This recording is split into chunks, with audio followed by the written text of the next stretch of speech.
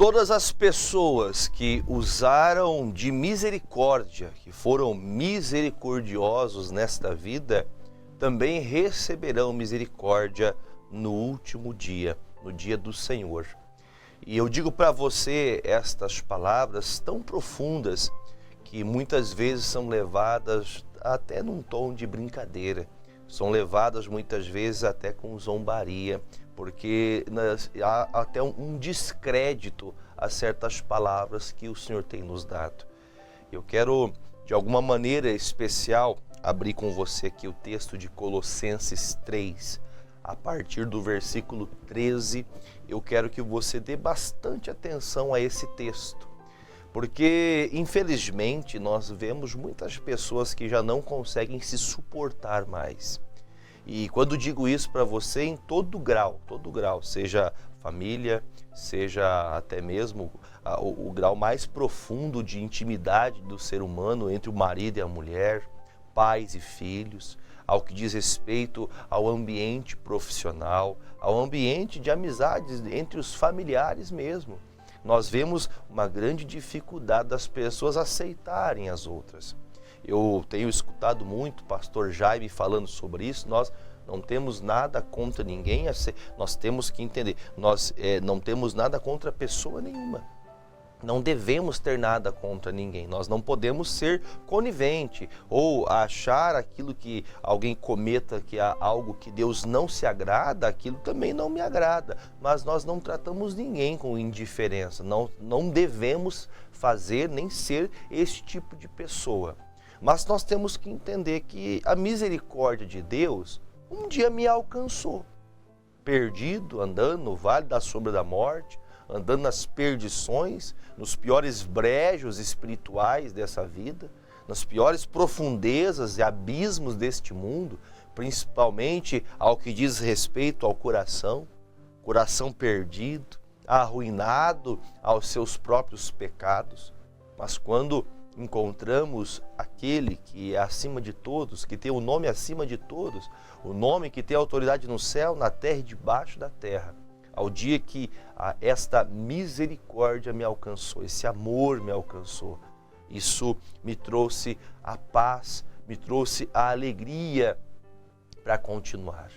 Só que os anos vão passando e eu, como sempre digo, cada vida tem uma história.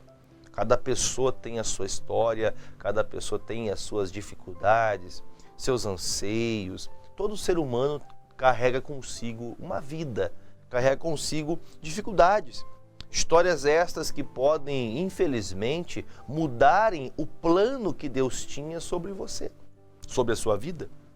O plano principal de Deus, a meu e a seu respeito, é levar-nos para o céu. Jesus Cristo, quando veio a este mundo como homem, ele veio com a intenção principal de resgatar a nossa alma do buraco, do poço, do pecado. Então, quando a misericórdia de Deus me alcança, automaticamente eu também devo automaticamente. Sabe que é uma coisa automática que acontece no mesmo momento? O dia que eu recebi misericórdia de Deus, perdão, remissão dos meus pecados, a partir daquele momento, eu também tenho que ser uma pessoa misericordiosa. O Senhor disse que nós temos um ministério de reconciliação. Esse ministério de reconciliação não é só o que diz respeito à reconciliação entre pessoas ou um ambiente que possa estar uma guerra hostil, ambiente difícil de permanecer. Sim, esse também é o nosso papel de reconciliador. Mas ele quer dizer, nós temos que aprender a reconciliar, trazer as pessoas a verdade para que se reconciliem com o céu, com Deus, para se reconciliarem com o Senhor. Então, os dias vão passando, o tempo da nossa vida vai passando e nós vamos muitas vezes deixando essa misericórdia de lado, olhando somente ao pecado das pessoas, esquecendo que elas, assim como eu, assim como você, eu digo essas palavras pensando que há muitos cristãos batizados, cristãos que congregam em igrejas cristãs, que pregam a verdade, que têm a palavra, o evangelho como base para todas as coisas. Não estou falando de nada misturado, dessas coisas que hoje nesses dias existem, mas falando do evangelho pleno, da pureza das palavras de Jesus. Falo isso pensando nessas pessoas e também sabendo que há pessoas que ainda não entenderam o grande amor de Deus, não receberam essa misericórdia, ainda estão mortas nos seus pecados, como fala Efésios capítulo 2, versículo 1. Muitos estão mortos nos seus pecados, mortos ao que diz respeito, não à vida, ao cotidiano, aos quais as coisas que são visíveis, mas está morto espiritualmente. Está, como se diz, me perdoe a expressão que eu vou usar se você acha isso chulo, mas está em estado de putrefação a alma da pessoa. Ela tá perdida, emaranhada em tanta coisa. É tanta tristeza, é tanta coisas que foram mexendo aos passares dos anos, isso foi ficando cada vez mais fétido o pecado. Por isso que nós temos que aprender algo muito importante. Nós não daremos conta a Deus nada do que o pecado de outrem, o pecado que alguém cometeu, eu não terei que dar conta deles. Mas cada pecado, inclusive Jesus disse nos evangelhos que até as palavras lançadas de maneira ociosa, quando digo isso, penso eu que são mentiras, são falsidades, são enganos, né? Então, uma hora isso vai vir à tona. Chega o tempo da vida que as pessoas caem numa real, que elas entendem, puxa, eu tive tempo de me acertar, eu tive tempo de pedir perdão, eu tive tempo de receber essa graça, mas preferi continuar sendo uma pessoa dura. E aqui em Colossenses, esse versículo hoje, enquanto na madrugada estava ali meditando, orando a Deus, este versículo veio ao meu coração, fiz a leitura dele e é por isso que agora você vai ouvi-lo. Suportando-vos uns aos outros e perdoando-vos uns aos outros. Eu vou parar na vírgula antes de continuar. Meu interesse principal é fazer você compreender que quando fala-se suportar, até olhando para as características e até para a nossa língua portuguesa, nós acabamos entendendo uma coisa como um peso. Eu tenho que suportar alguém, eu tenho que suportar o Silvio aqui, meu Deus do céu, é uma dificuldade suportar alguém. Não, a Bíblia fala suportar é quando você dá suporte para alguém. Ainda que aquela pessoa ainda não seja ainda uma pessoa que tem um coração de amor, continua ignorante, continua a pessoa perdida no pecado, entregue às imoralidades dessa vida, entregue às perdições dessa vida, nós temos que ter o suporte necessário para entender que nem todos estão vivendo o mesmo tempo que você. Minha irmã, meu irmão, você que até congrega em alguma igreja, você que aponta os pecados de outras pessoas, digo para você, claro, nós temos que apresentar aonde está. Se você vai, por exemplo, ao médico, você conta para ele onde você sente a dor, se facilmente ele pode dar um medicamento ou então fazer exames mais precisos. E ele vai descobrir onde está a raiz do problema. Claro que para a pessoa entender que está errado, ela tem que também, primeiramente, reconhecer e se arrepender, entender que aquilo está errado, descobrir a raiz do problema.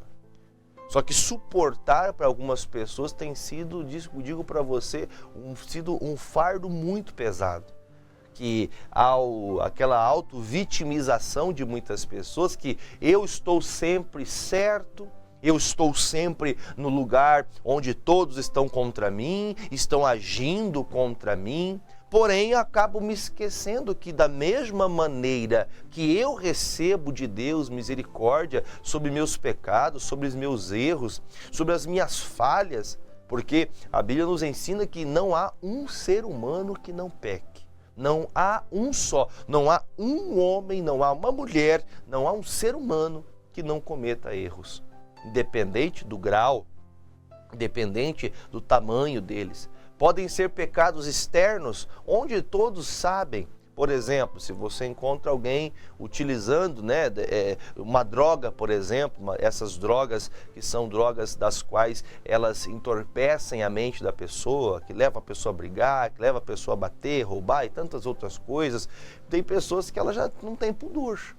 Né? Hoje, por exemplo, existem drogas que no Brasil são lícitas, né? Por exemplo, uma pessoa passa fumando um cigarro, aquele cheiro pode te fazer mal, mas ela está andando às caras porque para ela não tem problema nenhum. E não estou nem condenando ninguém, só para você entender. Mas, por exemplo, você está num lugar onde a pessoa está ali enrolando um cigarro de maconha, aquilo é ilícito. Mas ela está ali publicamente, não está pouco se envergonhando, ela não está nem aí para isso. É mais ou menos nesse sentido que eu quero te dizer. Tem aquela pessoa que está num pecado tão vivo e tão assim, sabe, relaxado, que ela pouco se importa se ela está pecando, quem está vendo, o que está fazendo, deixando de fazer. Esses próximos dias, nós temos a pior festa, o pior feriado que existe no mundo. Pior feriado que existe no mundo, da existência humana, pelo menos no tempo contemporâneo que falo com você, nesses dias atuais. A tal da festa da carne, o carnaval. Pessoas fazem o que querem, pintam, bordam, zombam, e você deve perceber e saber também que há até redes de televisões que transmitem, né, toda a imoralidade, toda a maledicência, toda o prazer de mostrar nudez, o prazer de mostrar o pecado. E quando falo isso para você, a minha intenção principal é mostrar para você que essas pessoas que ainda não conhecem Jesus, não entendem a profundidade do que o pecado pode produzir na vida dela, ou o resultado que pode produzir o pecado. Porque para muitos o que ela está praticando não é pecado. Eu já ouvi várias e várias vezes. Mais uma vez, eu não estou aqui trazendo uma doutrina para ninguém, mas eu já vi gente falando, não, pastor, isso aqui é planta, isso aqui é para acalmar. Eu já ouvi pastores, olha, pelo amor de Deus, eu vou usar até outra expressão, não é pastor não, tá? Já vi pessoas que se dizem pastores, que se dizem pregadores da santa palavra de Deus, dizendo que Jesus usava desses entorpecentes, dessa tal da cannabis. Você imagina uma loucura dessa?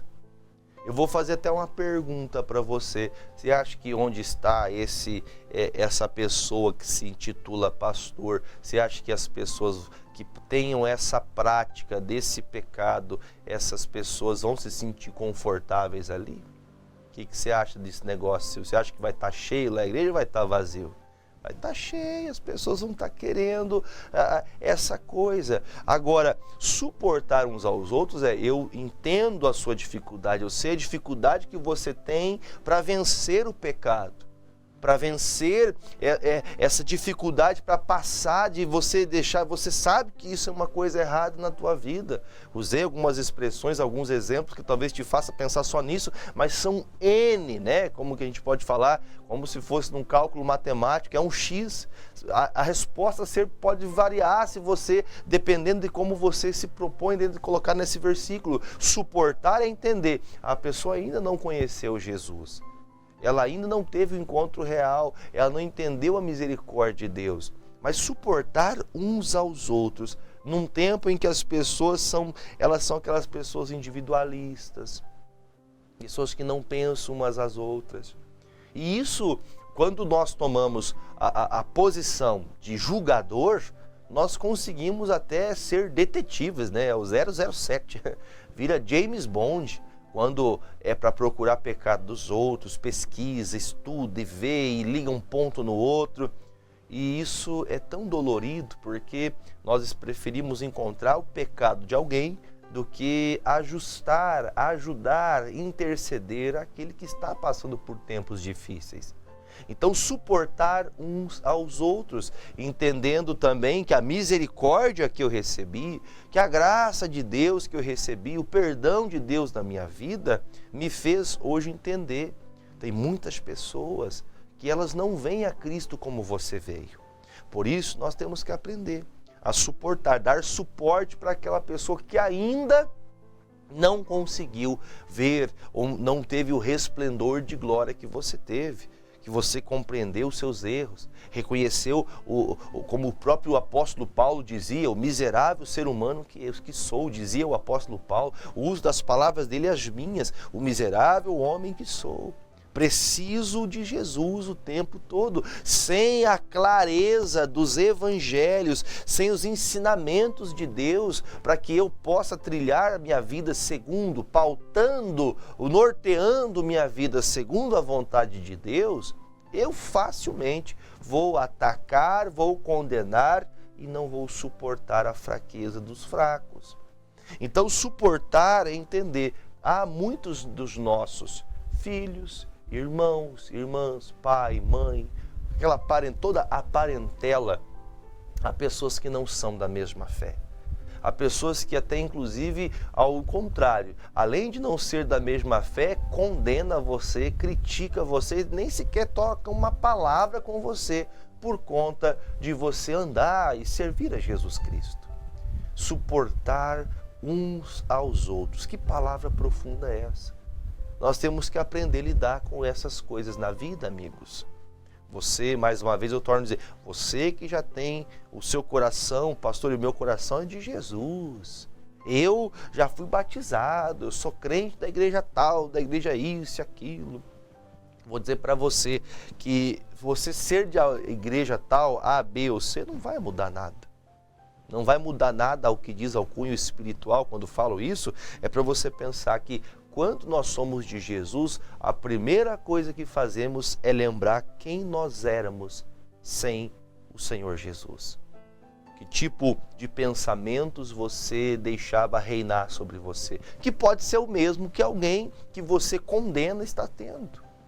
Então, o que nos cabe? O que nos cabe é ser aquele que reconcilia. Assumir o ministério que Jesus Cristo nos deu ao momento que somos batizados, com realmente o arrependimento, que há o desprendimento do corpo da carne, que aquele momento você diz, a partir de hoje eu vou ser guiado por Jesus. Vou dizer uma coisa para você, certa feita eu ouvi uma pregação de um pregador, americano, muitos anos já, até faleceu esse pregador já há muitos anos também. Ele estava falando sobre as igrejas. As igrejas, elas estão tornando-se cada vez mais um clube. Por que ela está virando um clube? Não que não me interprete mal as palavras, mas muitos estão esquecendo de pregar a verdade. Porque pensando quando digo isso para você, não é o pastor, porque muitos pastores estão ensinando a verdade e nós, pastores, temos que falar a verdade, seja palavras duras, ainda que palavras difíceis de se ouvir, ao que diz respeito ao pecado, ao erro, nós temos que aprender a ensiná-los. O Espírito Santo é quem convence as pessoas. Nós temos que aprender a acreditar, o Senhor pode mudar essas pessoas. Lembre das palavras de Lucas 1,37. Tudo é possível ao que crê. Se você crê no Senhor, assim bem como o Senhor resgatou sua alma do pecado, resgatou você dos mais profundos abismos de pecado, é este mesmo Senhor que pode livrar você, que pode perdoar você, é o mesmo Senhor que pode perdoar também o seu irmão, sua irmã. Eu conheço crentes cristãos, quando digo cristãos com o interesse de fazer você entender que estão dentro de uma igreja, que estão pregando, anunciando que vão à igreja aos domingos, mas se encontrar o cunhado, porque há uma briga ali, uma contenda entre eles, que se eles se encontrassem, eles, como diz o dito lá fora do popular, eles saem na mão mesmo, eles vão brigar. Então pense, como que podemos suportar uns aos outros se nós ainda não reconhecemos a grandeza do que recebemos? Por isso, termina o versículo, se algum tiver queixa contra outro, assim como Cristo vos perdoou, assim fazei vós também. Ponto. Da mesma maneira que certo momento você foi perdoado, o Senhor Deus tinha sim, Ele tinha motivos de ter muitas queixas a seu respeito, de quem você era, de como você agia ou como você age. Mas o Senhor disse para nós aqui, do mesmo jeito que Cristo fez com você, te perdoando, faça você o mesmo.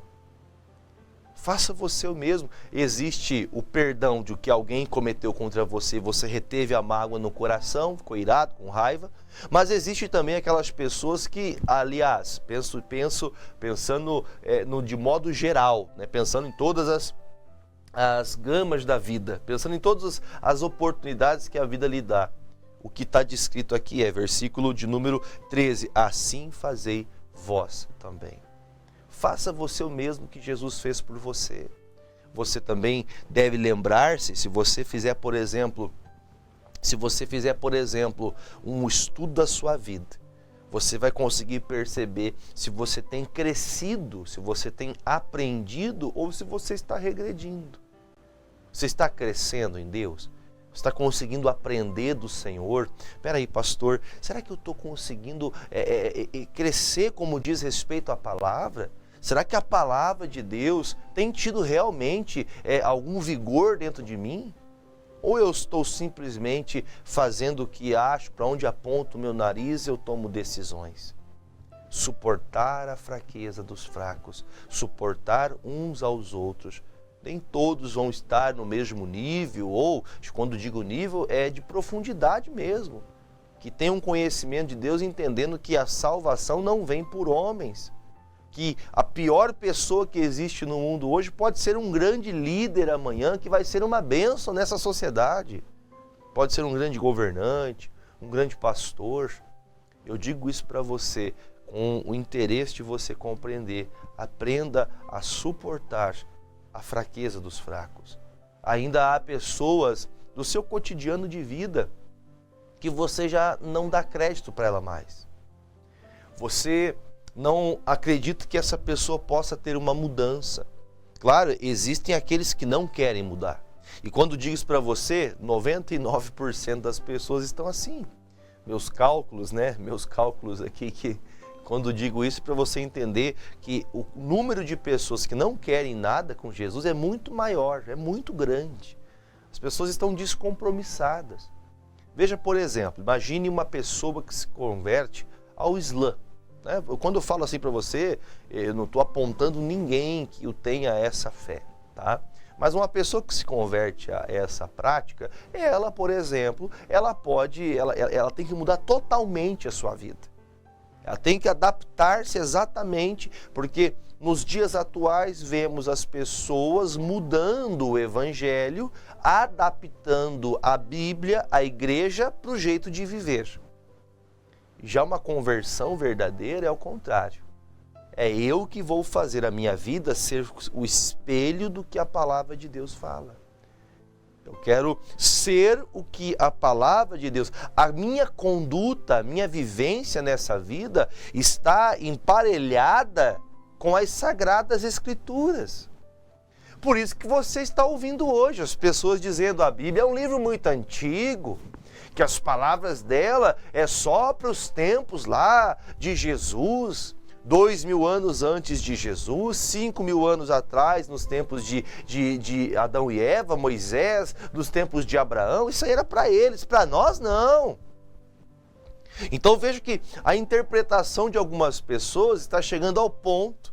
Já existem, inclusive, pessoas que estão já descrevendo a Bíblia, tirando pontos, por exemplo, como Jesus Cristo. Jesus, você, meu amigo, minha amiga, você, meu inimigo, você que não gosta de ouvir eu falar isso, que Jesus expulsava demônios. Jesus expulsava demônios e ele disse para os seus discípulos, para todo aquele que cresce nele, que fosse discípulo de Jesus, cristão verdadeiro, ele disse: vocês estão recebendo autoridade para pisar na cabeça das serpentes e escorpiões.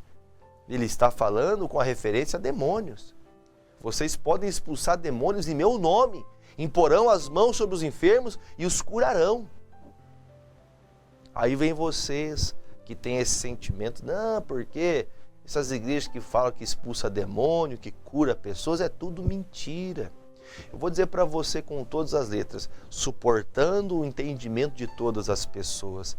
Vai para a palavra, vá fazer uma leitura, pare de ficar aprisionado a ideias humanas, até pregações bonitas, até posso dizer para você, que atraem a pessoa tão assim para perto, mas vá para as Escrituras. Olha aqui o quadro nosso aqui, olha o nosso quadro aqui que está aqui, ó, examinando as Escrituras. Examine as Escrituras. Estude a palavra, comece a fazer uma leitura básica, simples, sobre Mateus, Marcos, Lucas e João, os 4 evangelhos. Evangelho segundo Mateus, Evangelho segundo Marcos, Evangelho segundo Lucas, Evangelho segundo João. Você vai ter toda a vida de Jesus e aquilo que ele queria que eu e você vivêssemos. Porque eu digo que ele queria, porque algumas pessoas não querem. É grande o número de pessoas que não querem. Mas se você aprender em Deus, se você colocar a sua vida a partir de agora, desse momento, a andar com Deus, vai chegar no último dia. Que da mesma maneira que você viveu entregando de si misericórdia, você foi misericordioso para com todos. Ainda que você pudesse ser aquele carrasco que sentencia alguém a uma prisão. Porque a pior prisão não é aquela entre 4 paredes, ou uma cela de grades, né? Onde ali estão pessoas presas. A pior prisão é aquela que você está preso espiritualmente, engodado, cheio da imoralidade do pecado. Agora, digo para você, quando você baixar a guarda e entender que precisa de Jesus, de que você compreender isso, você vai entender que da mesma maneira que Cristo te perdoou, você também tem que perdoar, e você que está magoado, vá reconciliar-se. Vá reconciliar-se com seu Deus. Tome essa decisão hoje. Vá para a igreja. Vá aprender a palavra. Procure uma igreja. Se você não consegue vir aqui na Igreja da Graça, procure uma igreja que vai lhe ensinar a palavra, o Evangelho, para você ter uma vida transformada, para você viver como um salvo.